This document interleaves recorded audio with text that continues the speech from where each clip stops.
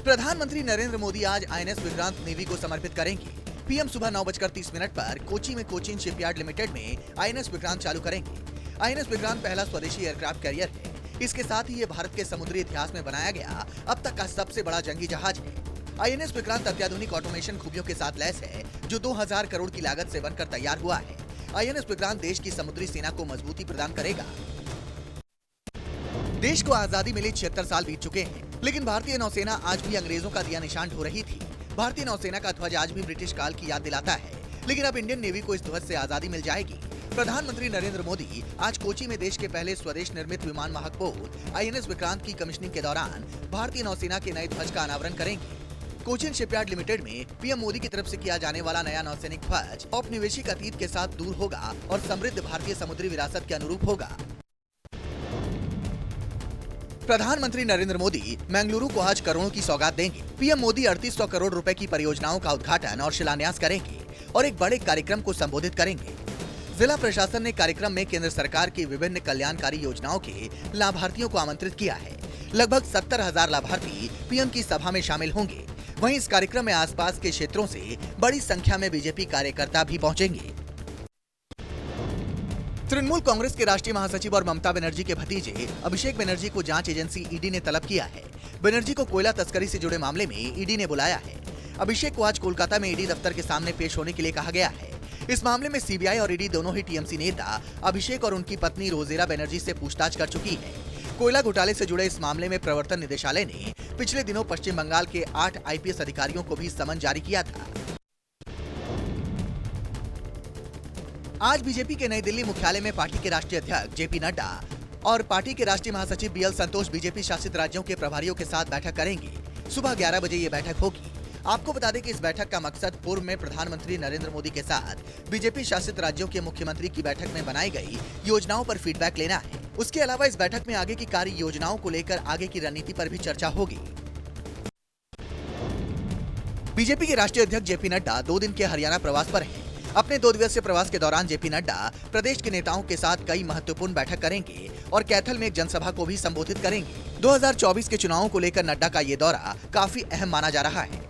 नड्डा 12:30 बजे अनाज मंडी कैथल में जनसभा के बाद 4 बजे पीडब्ल्यूडी रेस्ट हाउस पंचकुला पहुंचेंगे और 6:45 पर कोर ग्रुप की बैठक करेंगे और रात लगभग 8 बजे बूथ कमेटी की बैठक करेंगे। लिंगायत मठ के संत शिवमूर्ति मुरुगा को पुलिस ने गिरफ्तार कर लिया है। शिवमूर्ति मुरुगा पर नाबालिगों के साथ यौन उत्पीड़न का आरोप है। इससे पहले संत के खिलाफ लुकआउट नोटिस जारी किया गया था और अब गिरफ्तारी हो गई है। पुलिस ने शिवमूर्ति मुरुगा के खिलाफ पॉक्सो एक्ट के तहत मामला दर्ज किया है। वहीं दूसरी ओर शिवमूर्ति ने इन आरोपों से इनकार करते हुए मठ के पूर्व प्रशासक एसके बसवराजन और उनकी पत्नी पर साजिश करने के आरोप लगाए हैं। बता दें कि संत पर मैसूर पुलिस ने 2 नाबालिगों की शिकायत पर ये केस दर्ज किया है। बिहार में जेडीयू ने बीजेपी पर पोस्टर वॉर शुरू कर दिया है। नीतीश को विपक्ष का पीएम उम्मीदवार बनाने के लिए पार्टी कोई कोर कसर नहीं छोड़ रही। ताजा मामला पटना का है, जहां जेडीयू कार्यालय में लगे पुराने पोस्टरों को बदल दिया गया है और नए पोस्टर लगाए गए हैं, जिसमें स्लोगन लिखा है, जुमला नहीं हकीकत। नए पोस्टर के माध्यम से जेडीयू ने केंद्र पर करारा वार करने की कोशिश की है।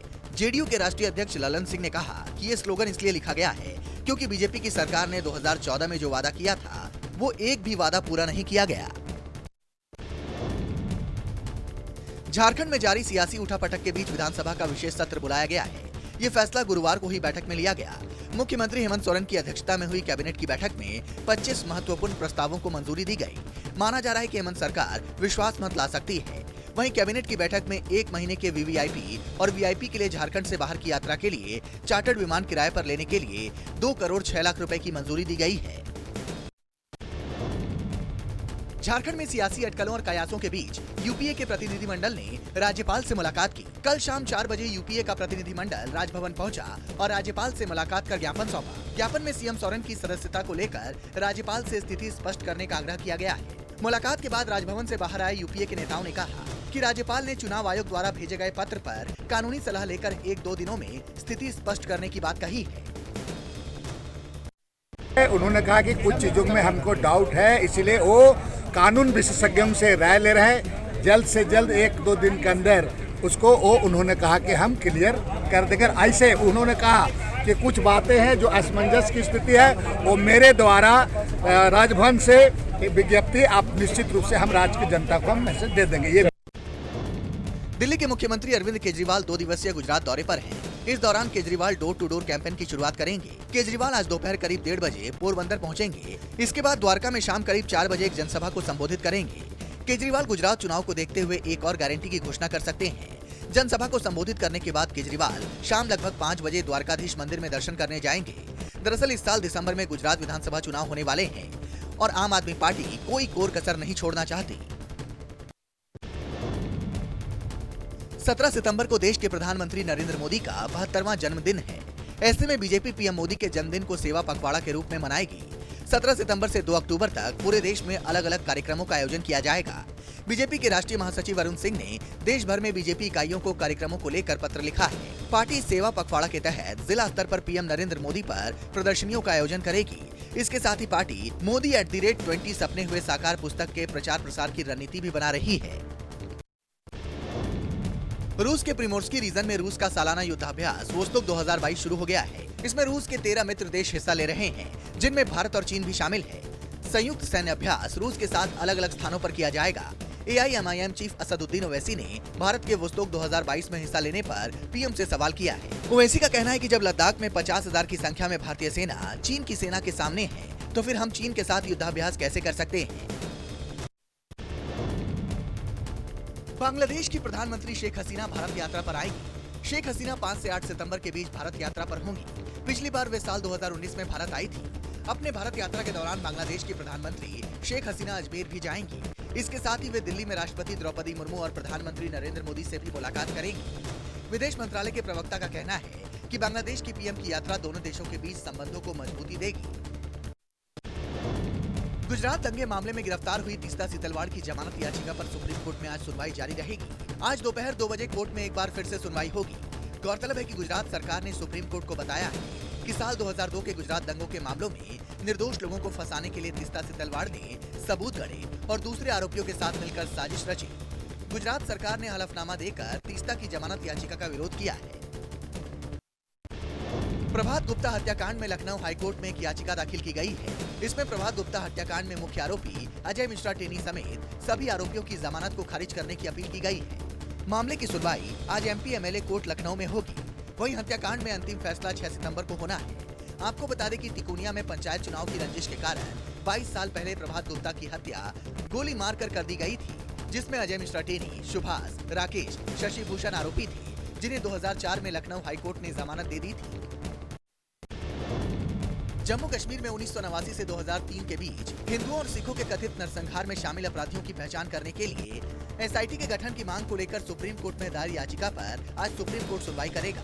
ये याचिका एक NGO वी द सिटीजन्स की ओर से दाखिल की गई है, जिसमें उन हिंदुओं और सिखों की जनगणना करने का निर्देश देने की भी मांग की गई है, जो जम्मू कश्मीर में हुए नरसंहार के बाद बच गए हैं और अब देश के अलग अलग हिस्सों में रह रहे हैं। याचिका में इन लोगों के पुनर्वास की भी मांग की गई है।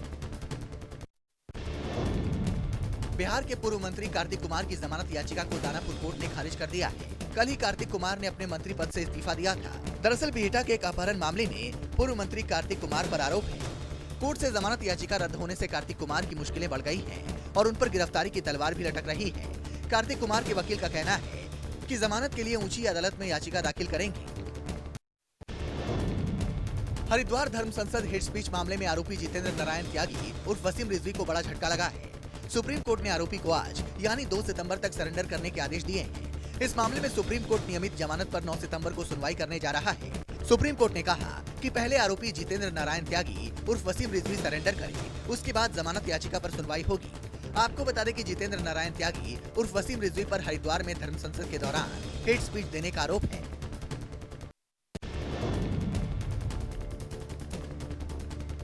देश में जनसंख्या नियंत्रण कानून की मांग वाली याचिका पर सुप्रीम कोर्ट में सुनवाई होगी। याचिका में कहा गया है कि बढ़ती आबादी के चलते लोगों को बुनियादी सुविधाएं मुहैया नहीं हो पा रही हैं और देश की वर्तमान परिस्थितियों को देखते हुए ये बहुत जरूरी है कि लोगों को साफ हवा, पानी, स्वास्थ्य और रोजगार हासिल करने का अधिकार सुनिश्चित हो।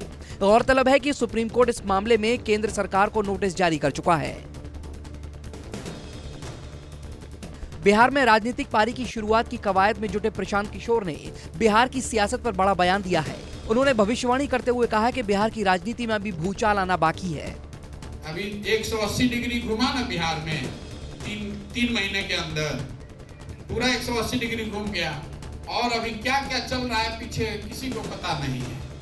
आप अभी देखिए कि कितनी बार घूमेगा। राष्ट्रीय जांच एजेंसी एनआईए ने अंडरवर्ल्ड गैंगस्टर दाऊद इब्राहिम और उसके डी कंपनी गैंग से जुड़े लोगों के बारे में जानकारी देने वालों के लिए नगद इनाम राशि देने की घोषणा की है। एनआईए ने अंडरवर्ल्ड डॉन दाऊद इब्राहिम के सिर पर 25 लाख रुपए का इनाम रखा है। अगर कोई व्यक्ति दाऊद के बारे में सूचना देता है जिससे उसकी गिरफ्तारी होती है तो उसे 25 लाख रुपए दिए जाएंगे। दाऊद 1993 में हुए मुंबई सीरियल ब्लास्ट केस में मुख्य आरोपी है। एनआईए ने दाऊद इब्राहिम के करीबी छोटा शकील पर भी 20 लाख का इनाम रखा है। वाराणसी के लोलार कुंड में आज लाखों स्नान करने वाले श्रद्धालुओं को तांता लगेगा। पुलिस ने सुरक्षा व्यवस्था के चलते सोनारपुरा से 80 घाट तक के इलाके को सील कर दिया है। वाराणसी में बाढ़ की स्थिति को देखते हुए प्रशासन ने आवाजाही पर रोक लगा दी है, जिसके बाद संकट मोचन मंदिर के महंत विशंबरनाथ सहित तमाम पंडित नाराज हैं। दरअसल लोलार षष्ठी पर मान्यता है कि इस कुंड में स्नान करने से लोलारकेश्वर महादेव के दर्शन करने से संतान प्राप्ति की इच्छा पूर्ण होती है। यूपी सरकार ने मदरसों को लेकर बड़ा फैसला लिया है। सरकार अब प्रदेश भर के गैर सरकारी मान्यता प्राप्त मदरसों का सर्वे कराएगी। इसको लेकर आदेश भी जारी कर दिया गया है। दरअसल बाल संरक्षण आयोग को मिली शिकायत के आधार पर यह सर्वे कराने का निर्णय लिया गया है। इसके तहत ऐसे मदरसों की संख्या, वहां उपलब्ध सुविधाएं और विद्यार्थियों का ब्यौरा जुटाया जाएगा।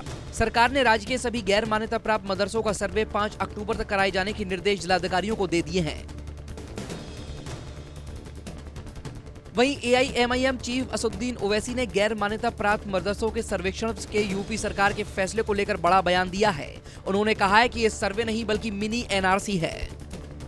संविधान के आर्टिकल 30 के तहत मुझे एक फंडामेंटल राइट हासिल है कि मैं अपने मदरसे खोलूं, अपने पसंद के एजुकेशन इंस्टीट्यूट खोलूं। इसमें सरकार क्यों मुदाखलत करेगी? आपको लेना देना क्या है?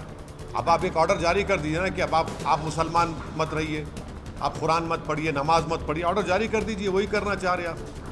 ये सर्वे नहीं है बल्कि एक छोटा एनआरसी है ये। छत्तीसगढ़ के लाखों कर्मचारी अनिश्चितकालीन हड़ताल पर हैं, जिससे सरकारी कामकाज में बहुत असर पड़ रहा है। अब छत्तीसगढ़ सरकार ने हड़ताली कर्मचारियों को 2 सितंबर तक काम पर लौटने का ऑफर दिया है। सरकार ने हड़ताली कर्मचारियों को कहा है कि हड़ताल के समय को अवकाश मानकर कर्मचारियों को पूरा वेतन मिलेगा और सुरक्षा भी दी जाएगी। राज्य के लाखों कर्मचारी डी और एचआरए की मांग बढ़ाने को लेकर 22 तारीख से हड़ताल पर हैं। वहीं राज्य सरकार ने चेतावनी देते हुए वापस आने के लिए कहा है। साथ ही कहा है कि अगर कर्मचारी ऐसा नहीं करते तो सैलरी काटने और सर्विस ब्रेक की कार्रवाई की जाएगी।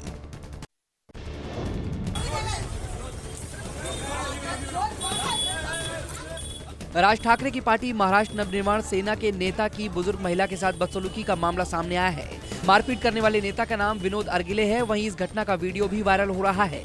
वीडियो में लोग अर्गिले को खींचते हुए दिखाई दे रहे हैं, फिर भी वो नहीं रुका और बुजुर्ग महिला प्रकाश देवी को कई बार धक्के भी दिए, जिससे वो जमीन पर गिर गई। दरअसल मनसे कार्यकर्ता ने महिला की मेडिकल शॉप के सामने प्रचार के लिए पोल लगाया था, जिसका महिला ने विरोध किया था। फिलहाल आरोपी को गिरफ्तार कर लिया गया है।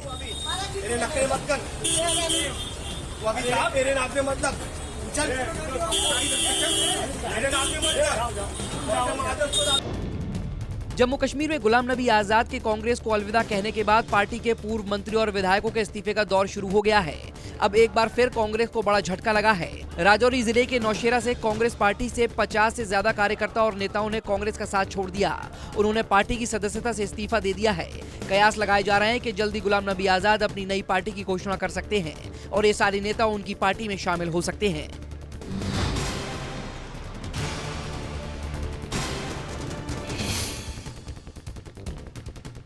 नमस्कार, मैं हूं मानक गुप्ता। अगर आपको हमारा ये वीडियो पसंद आया हो तो इसे लाइक और शेयर जरूर करें और हाँ, हमें सब्सक्राइब और फॉलो करना ना भूलें ताकि आप देश और दुनिया की कोई खबर मिस ना करें। तो जुड़े रहिए हमारे साथ और देखते रहिए न्यूज़ 24।